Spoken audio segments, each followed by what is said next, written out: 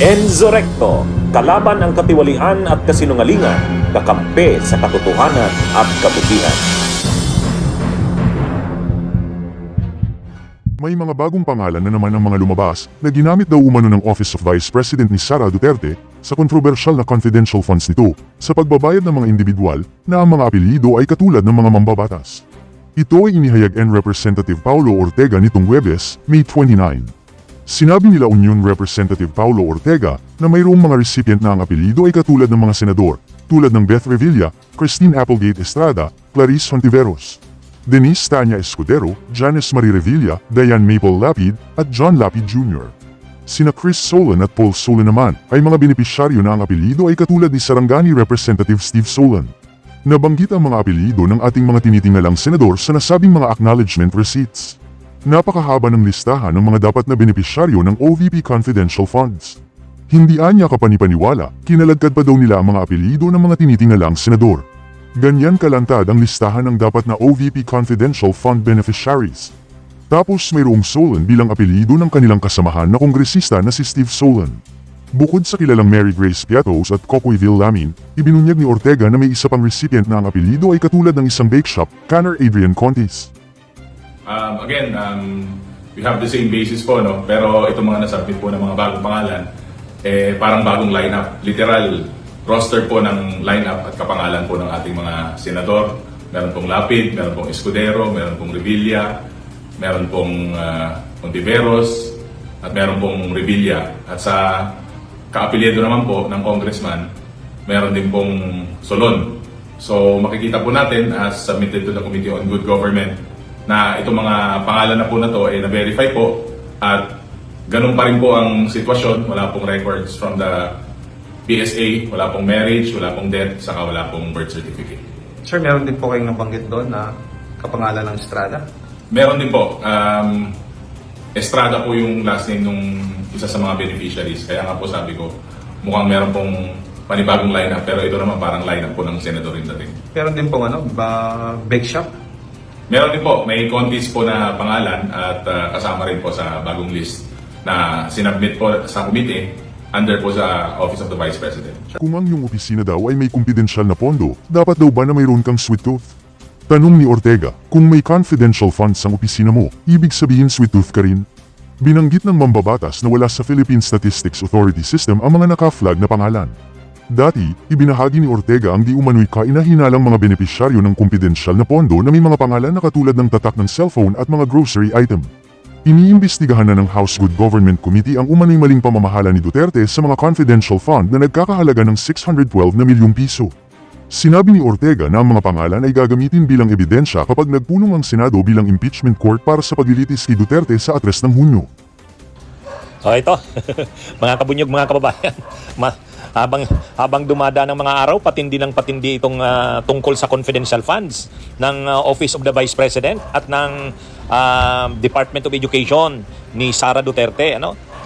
Nung mga una, natawa tayo na ang mga pangalan na binigyan ng confidential funds ay Mary Grace Piatos, Oishi,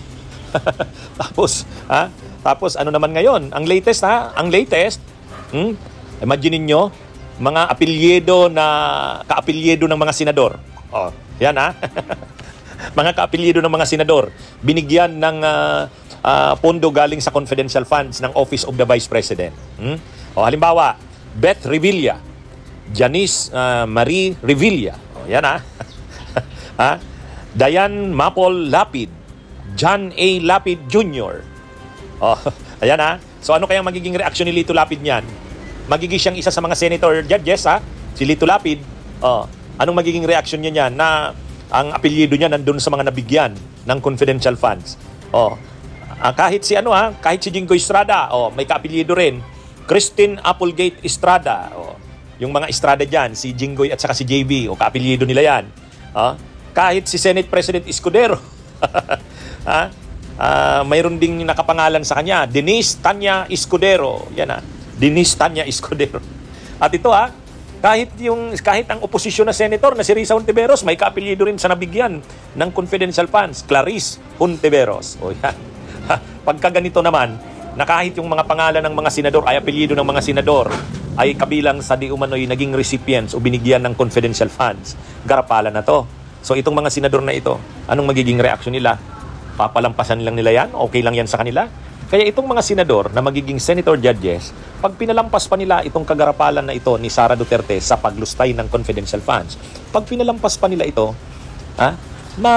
masisira sila sa taong bayan, itong mga senador na ito. Imagine niyo, kitang-kita, yung mga kaapelyido nyo, mga apelyido nyo ginamit sa binigyan di umano ng confidential funds. Beth Revilla, Janice Marie Revilla, Dayan Mapol Lapid, John A. Lapid Jr., Clarice Hontiveros, Christine Applegate Estrada, Dennis Tanya Escudero.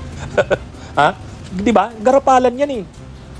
Garapalan na talagang linuloko ang taong bayan. Pinagkatiwala sa iyo ang napakalaking pondo. Ano na nga lang ang paggamit na nga lang ng confidential funds, hindi na ganun ka-istrikto.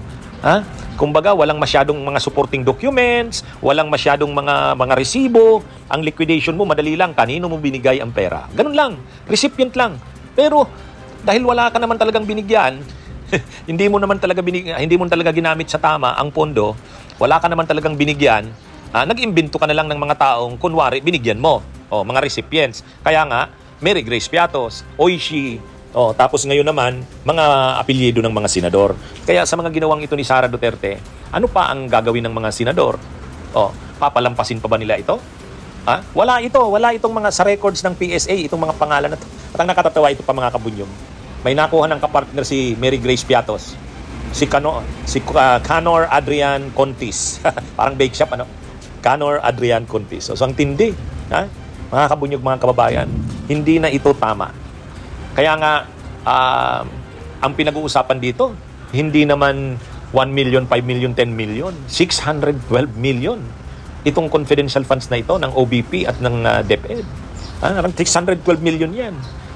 At yung Office of the Vice President na confidential funds, nung una, yung 2022, sa loob ng 11 days, naubos. Paano mo nga naman hindi mauubos yung sa 11 days? Ay, ang dali mo lang naman sabihin kung kani-kanino mo binigay, Mary Grace Piatos, o kung kani-kanino, inimbintong mga pangalan. Dahil sa totoo, hindi naman talaga ginamit sa tama. Sa totoo, malinaw dito, sa mga ebidensyang ito, gawa-gawa lang yung mga recipients na yan. Hindi naman talaga ginamit sa tama. Yan ang malinaw dyan. Bunyog, bunyog, halikan na kasama ka. Bunyog, kapag buklod ay may pag-asa. Luzon, Visayas, Mindanao, isa ang pananaw. Sa bagong Pilipinas ang bunyog isisigaw.